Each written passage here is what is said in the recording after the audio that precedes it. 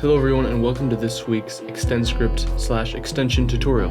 In this tutorial I'm going to show you how to get variables from a JSX file or from the After Effects level of things and pass them back up to your extension. So in this case we're going to create a basic extension based on an easy template that just has a simple button. And this button is going to go into our JSX file, get all of the layer names of the comp we have selected, and bring them back into our JavaScript file and alert them. So when I click on this, it's going to go through and get all of the layer names from within this composition. As you can see, it's overflowing a bit, but we're actually getting all of the layer names. And this can be applied to essentially get any kind of variable types back from JSX. You can get integers, strings, arrays. We're all going to be converting that into a stringified JSON object. And then back in JavaScript, we're going to take that and parse it into something that will be more readable. So today it's going to be very simple. There's going to be one line of HTML, a couple lines of JavaScript, and a couple lines of JavaScript extended. If you look in the description, you can check out all of this code in GitHub, download the project, install it so that you can test it out yourself, and make modifications to learn how you can yourself get different variables back from JavaScript. Firstly, go inside of your index.html file that's included, and we're going to go down into the button section. You can see there will be an empty button with the bones that I've provided for you, and we're just going to add an ID and some text to our button. Because if we just have an empty button, then there's not going to be much that we can work with. So for example, if I run this extension, go to extension testing, you can see we just have a tiny button which we can actually click on, but it's really small, it doesn't give us any information, and we can make it look a lot better. So in order to create our button, it's just like any HTML button. I'm going to give it an ID and some text to say inside. We can just say click me for JSX or something like that. And then for the ID, I can just call it the main button. And then of course, you can go ahead and go in and style this main button ID or whatever inside of the styles. We could just say main button, make sure we get the ID selector. And we'll say the width could be maybe 450 pixels, and then we can make the height something like 100 pixels. Now if we go ahead and run our extension after saving that, you can see we have a much larger button that we can see now, and now we can begin to use this as an element that is useful. So when we click on it right now, nothing happens. That's because we need to add an onClick or some kind of event listener. So in order to do this, we'll go back into our HTML file, and next to our ID attribute, we're going to add a space and create an onClick attribute and set this equal to double quotes. Inside of these double quotes, we're going to select another JavaScript function to run in order to get into our JavaScript extended file. So what we can do is just call this go into JSX and make sure we have our parentheses to indicate it's a function. Then you can actually put this go into JSX function inside of your main HTML script if you have a section for it, or into your main JSX. So I'm going to create a function called go into JSX, and we're going to go ahead and just leave the brackets open there.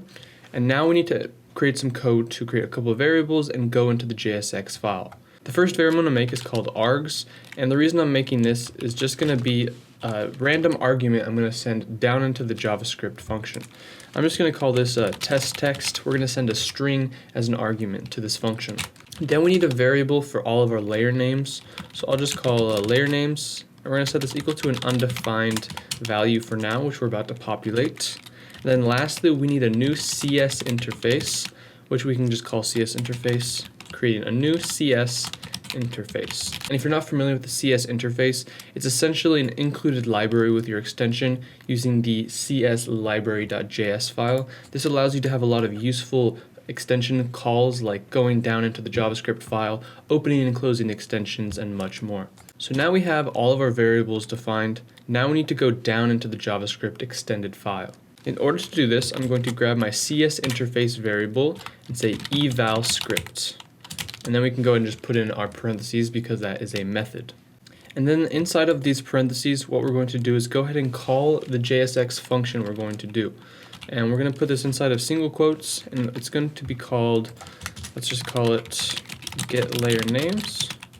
And remember, we're going to use this text as an argument, so we're just going to say arg, and just to make sure we're getting that, when we get in, we'll say alert arg. This is going to test whether or not we're actually getting into the get layer names.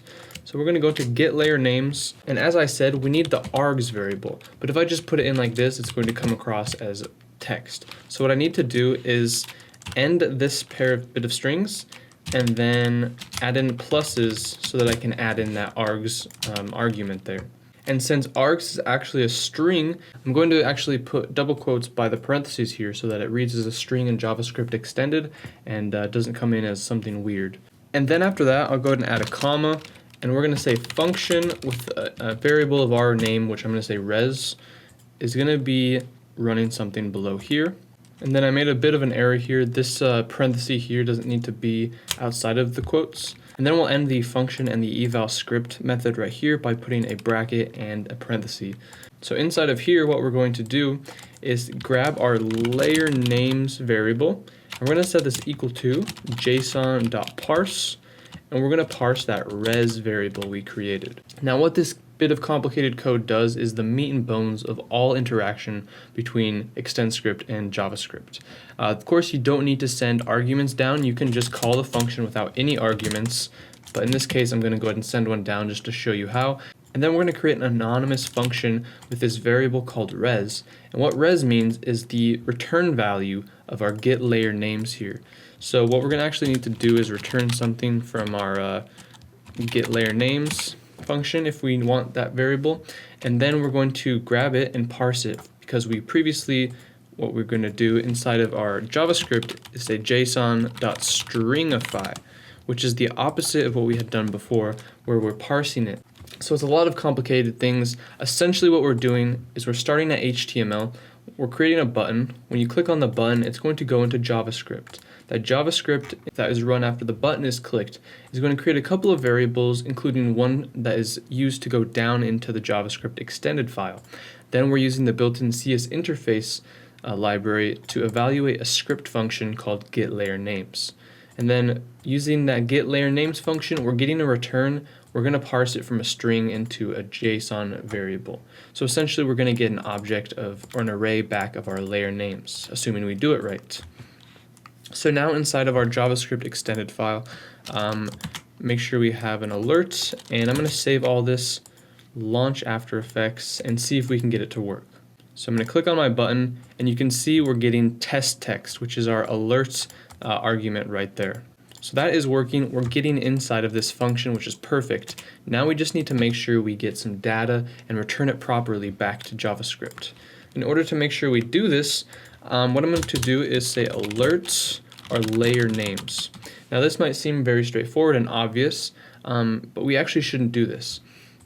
What is going on here is we're starting to go into asynchronous processing, wherein the CS interface that is going into this file here is actually going to be a little bit delayed, because it's got to go through a couple of files, read some things, and then we're going to go inside of our JavaScript file in our After Effects project and do more things. This is a bit time consuming, and so what we actually need to do is, before we can alert this data, we need to wait a little bit of time so that the JavaScript extended file has time to do the processing.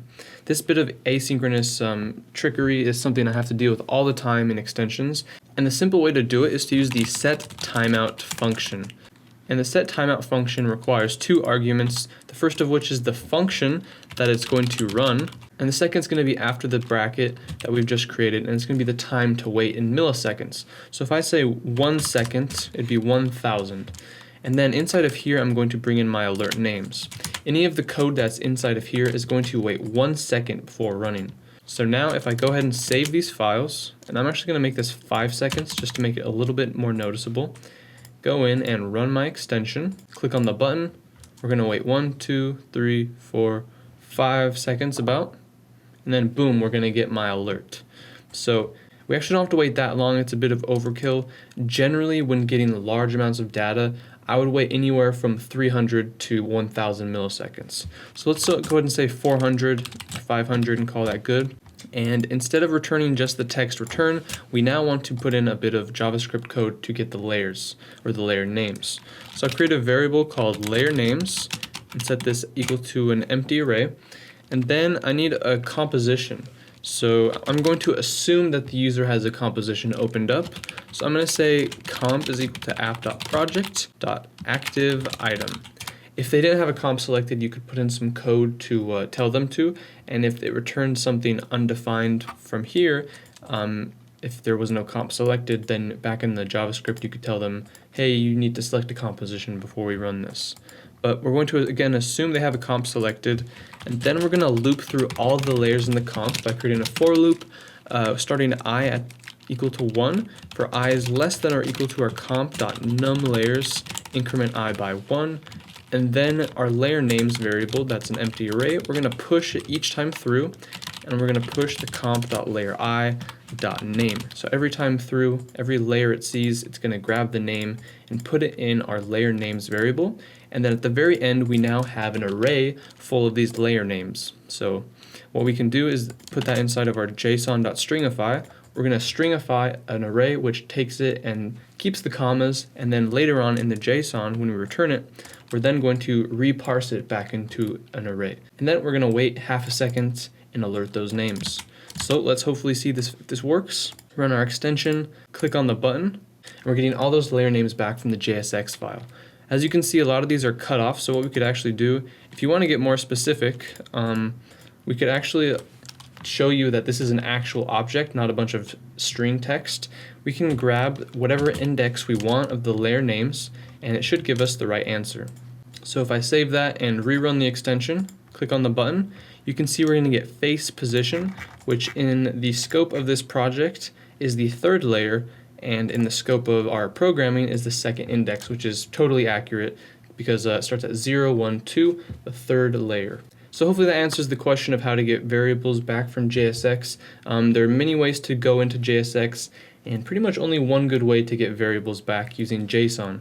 So again, you can use the eval script method to use any arguments or no arguments to go into JSX and run functions inside of here and return data. But that's going to do it for this video, guys. I hope you enjoyed. If you did, make sure to hit thumbs up, leave any questions or comments you have down below in the comment section, and subscribe to be notified of new videos coming out every Monday and Thursday. Thanks again for watching, everyone, and we'll see you in the next one.